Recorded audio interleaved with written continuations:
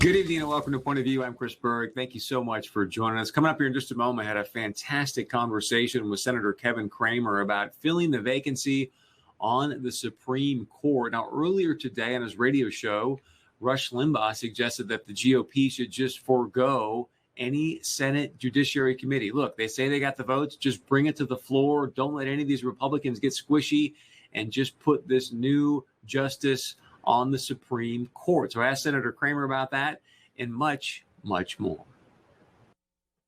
Senator Cramer, welcome back to Point of View. Always appreciate your time. It's amazing. I said last night, can 2020 get any crazier? It seems like it has. And I guess if you don't mind, take us inside the GOP luncheon today. I'm assuming a lot of important conversations happening. What can you tell us about it? So sort of interesting, Chris, and I will bring you inside because it's really inside. When we go over to the NRSC, the National Republican Senate Committee, for our meeting, and this was scheduled to be there for several weeks. You know, usually the reason for going over there every few months or so is just to get an update from the NRSC on polling and fundraising and talk about the political landscape. Well, you know, little did we know when it was scheduled to be over there that we'd be talking about a Supreme Court vacancy, which is not irrelevant to the rest of the discussion. But the bulk of the luncheon was to discuss the politics of you know, the actual party and the conference and how the races are looking. Obviously, though, you know, we're not going to miss the moment to address the obvious issue, and that is, of course, this vacancy and how we handle it. It's, you know, Chris, what's interesting is that, you know, I think we're pretty much committed. I think we can, you know, anybody that's paying attention knows there are probably 51 Republican senators now who want to vote this year on a Trump nominee. I'd say the vast majority of that 51 are willing to vote on that Trump nominee prior to the election. Now, there are pros and cons politically, and I suppose you and I will discuss them, to doing it before and maybe some pros and cons to doing it after the election. But that's where the leader does such a masterful job of listening to his members, listening to those members that are on the ballot this year who will no doubt be dealing with this topic. And what's best for their reelection chances? Is it to do it before the election or after the election? We already know the president wants to do it before the election. So that's the kind of discussion we had, along with, of course, the negotiations with the continuing resolution and the Speaker of the House pulling the vote today off the House floor, which was encouraging. You know, and even what another COVID relief package might look like if it's at all possible. So that's the breadth of the issues that we discussed. Wow. So we'll get into the politics in a moment. I'm just curious if you can take us in these. Did anybody say anything to like Lisa Murkowski and go, come on, Senator, it's Alaska. You know, you got to step up and do your job. It says in the Constitution advising consent, or did they just sort of let people alone? You know, it's interesting. You might be disappointed in how that goes. There's never really a lot of strong arming in the Senate. You know, there are no shrinking violets in the Senate. There are no really weak people in the Senate. And as long as there are 51, you know, the other two are generally left alone. The question becomes, are there 51? And it increasingly looks like there are. So it wasn't that kind of a meeting, and it never really is. I think to the degree that, you know, one more senator needs to be convinced to do something, that's a transaction that generally takes place offline. It wouldn't take place, you know, there wouldn't be herd pressure, shall we say. It takes place in a smaller conversation.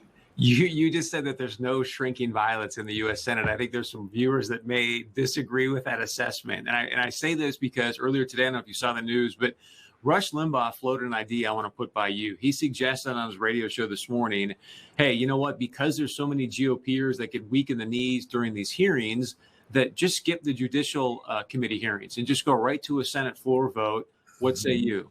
Yeah, I don't know that we could really do that. Frankly, Chris, I do think process matters. And while I appreciate Rush Limbaugh being the smartest man in America and all those things, he certainly is entertaining and he's provocative, and I think that's good.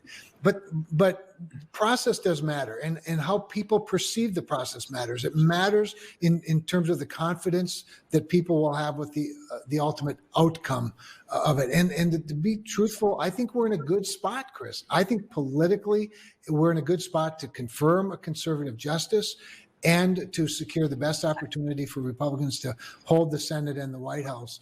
And I think the remaining question is, do you do that with a final vote before or after the election? But I think it's important for Americans to see the process played out. I think it was important for the Kavanaugh circus to play out in the public arena. It's what hurts Democrats, and it hurt them badly.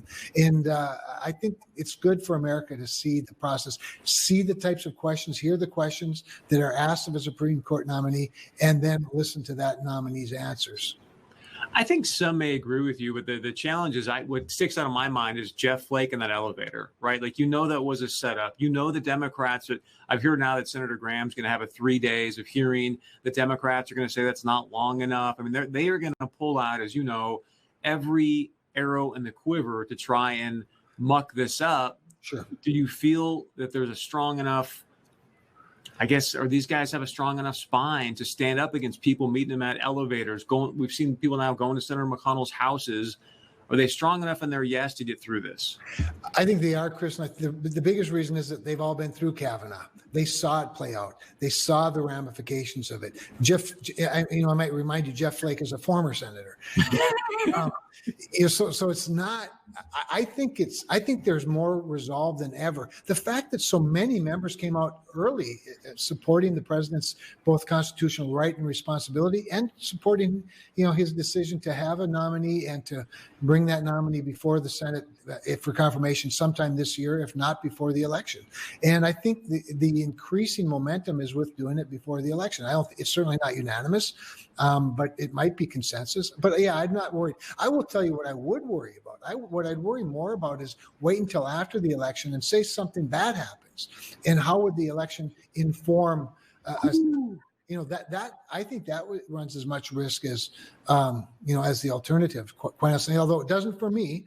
I mean, I think your conviction ought to be based on the process being appropriate, the vetting being appropriate, your personal comfort level with the nominee. And if you're convicted to vote yes on November 2nd, you ought to be just as convicted to vote yes on December 2nd. Well, and then let's speak to that, because I said this last night, sir. I said, the one thing that scares me the most is this, and you've been in this game for a long time, is the fact that you see all these states now. For example, Minnesota, you're able to count votes until November 10th. So they got to be postmarked, but you can count. So it feels like there's going to be an intention here to sort of muddy the waters, murk up the results. We might not know for quite some time. And then if you sit with a 4-4 court, what would that mean for America? So you've teed up a really important point, Chris. This is one of the stronger arguments for a pre-election vote. And remember that the Democrats have already amassed an army of lawyers to try to screw this thing up, and because chaos works to their advantage in their mind. That said, what you don't want to have, even let's just say that we had the vote on November 4th. So you have an election November 3rd and you have the vote on November 4th.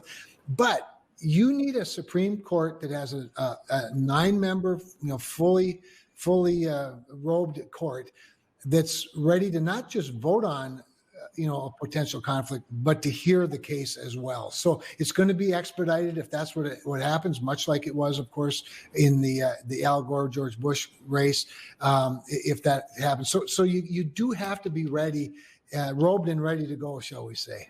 So I'm going to put some context to this question, because I just got done with Bemidji on Friday, where, the total population of the town is 15,000. There was probably 15,000 people at this event. And yet when I see Cory Gardner come out strong, and some of these other senators you mentioned about, hey, we're going to vote for a nominee, it sounds like potentially before an election. Mm-hmm. I get the sense, sir, that there could be a Trump landslide. Am I wrong based on what you guys saw today at the NRSC? And two, what does this vote mean for you guys holding the majority in the Senate? So it's a great question, Chris, because on net, you have to consider the entire context. It might be different for Susan Collins in Maine than it is for Cory Gardner in Colorado than it is for Martha McSally in Arizona. Or let's say Gary Peters, the Democrat in Michigan, who's now behind, or the Democrat in, the Democratic incumbent in Alabama, who is well behind the Republican challenger. There's a lot at play, but on net, I think it's an absolute winner for the Republicans in the Senate and the Republican in the White House. I don't think there's any question about it. Let's face it, the Supreme Court, this isn't the first time the Supreme Court's been on the ballot. The Supreme Court was on the ballot big time in 2016. It was on the ballot in 2018. As you know, I ran against the Democratic incumbent who voted against Kavanaugh, raised $13 million overnight, and she lost to me by 11 points. So I know a bit about Supreme Court politics on the ballot. I think it's better for Republicans. Now, there's going to be some Democrats for whom it'll be better. Let's face it, Democrats raise a lot more money on these issues than we do. Their billionaires are more generous than our billionaires.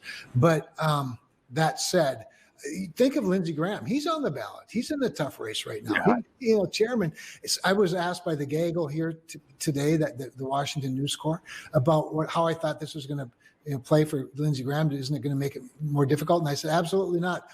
Who better to show off his talents, his gifts, his intellect in a time like this than Lindsey Graham? So, no, I think on balance, it's a net win for Republicans. Just want to remind our audience that 11-point win by Senator Cramer 2018 was the largest margin in the country that year. So how do you see this helping or hurting Jason Lewis over in Minnesota? I see it helping him, don't you? Yeah, so it's a great question. I've been thinking a lot about that. I think it is helpful in most places. I think it is helpful to Jason in Minnesota, because the battleground in Minnesota, I think the court matters. I think it plays to his favor, but it certainly plays to his favor in outstate Minneapolis, outstate Minnesota, in places like your viewing audience, obviously. Then the question becomes, the swing voters, the marginal voters, the suburbanites, that's still all about, I think, law and order, personal security. The court has a role to play, obviously, in that. So I think it does help Jason Lewis. Are you going to be part of the conversations with helping President Trump choose? It sounds like it's between, Amy Coney Barrett and then there's Barbara Lagoa down in Florida. Do you have a particular choice, one over the other? Yes, that's a great question. I did some. Well, as you know, on your network today, I did an interview on this topic, and I'm going to be, I think, comfortable with either one of those two if they get the nod. We know a fair bit more about Judge Coney Barrett because she's fairly recent to the circuit court. There's been a lot of talk about her for a very long time. I think Judge Lagoa brings a different approach, a little bit of a different set of characteristics. I like that as well. But I don't know either one of them. And so I'm going to want to, have my personal time with them and at least in terms of vetting their record. But I don't have a personal favorite, Chris. I really don't. For me, the issue really comes down to respect for the Constitution, and particularly to federalism, states' rights. We have watched court after court uphold, the federal government's superiority over the subordinate states, which is not what our founders had in mind. And that gets to lots of issues. It doesn't get to one particular issue. Some people might say that, well, that's what Roe v. Wade is. Other people might say, well, that's what Obamacare is, or, any number of environmental rules and regulations. I want to know at the higher level, what do you think the proper role of federalism, and specifically what the role of states is as a cooperator and as a partner with the federal government? Yeah, you, I think, may surprise some people if you didn't get a chance to see Senator Cramer's interview earlier today on MSNBC, because the subject of Roe v. Wade, abortion, came up, and you said, look, I don't want to disappoint my pro-life people because I'm pro-life. So kind of walk through your thought process there. And then secondly, what I want to know from you, because I saw Tucker Carlson asked this to Laura Ingraham last night, the issue right now in this whole SCOTUS fight is going to be abortion. Why is the left just so bent on saving that, in your opinion? Like, why abortion?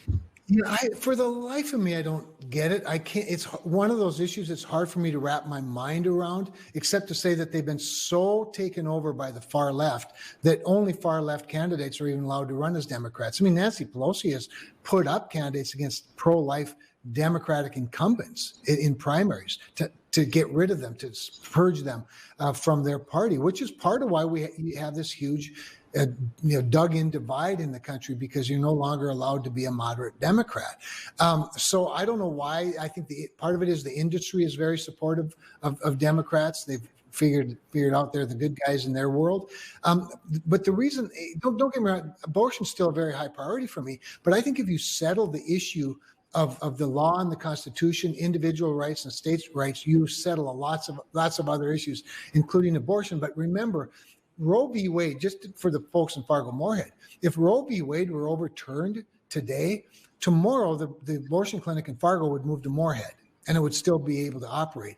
I want to end abortions, and I'd like for the Congress to start passing bills that can stand up to the scrutiny of the Supreme Court within precedent, and make abortion illegal, or at least much more rare nationally, not just simply shift